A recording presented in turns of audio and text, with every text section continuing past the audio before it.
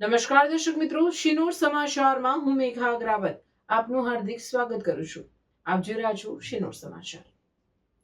વડોદરાની helping hand સંસ્થા દ્વારા શિનોર અને મોટા ફોફળિયા ખાતે ગરમ કપડાનું વિતરણ કરવામાં આવ્યું હતું. વડોદરા જિલ્લાના એડવોકેટ નોટરી શાહનવાઝભાઈ દ્વારા હેલ્પિંગ હેન્ડ નામના ટ્રસ્ટ દ્વારા નિરાધાર અને જરૂરિયાતમંદ લોકોની મદદ કરવામાં આવી રહી છે, જેના ભાગરૂપે શિનોર ખાતે આવેલ સરકારી કુમાર શાળા અને કન્યા શાળામાં ગરમ કપડાનું વિતરણ કરવામાં આવ્યું હતું. જે બાદ મોટા ફોફળિયા ખાતે આવેલ હોસ્પિટલમાં સ્ટાફ અને શક્તિ કૃપા ચેરિટેબલ ટ્રસ્ટના સભ્યોને સાથે રાખી નવજાત શિશુઓ માટેની કીટનું વિતરણ કરવામાં આવ્યું હતું.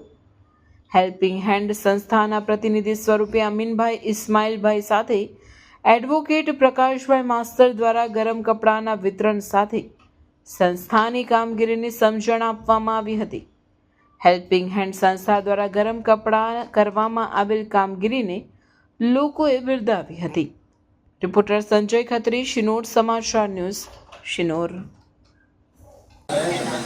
આજરોજ ફોફળિયા ખાતે પ્રાથમિક આરોગ્ય કેન્દ્ર અને જે વડોદરા જિલ્લાની સર્વશ્રેષ્ઠ આરોગ્ય મંદિરની નામના મેળવેલી છે એવા ફોફળિયા હોસ્પિટલ ખાતે વડોદરાના હેલ્પિંગ હેન્ડ ટ્રસ્ટ તરફથી નાના બાળકો, નવજાત બાળકો માટે ગરમીના શરદીના કીટ આપવામાં આવી છે અને શિયાળામાં બાળકો માટેની ટોપી, રૂમાલ અને શાલ આપવામાં આવેલ છે.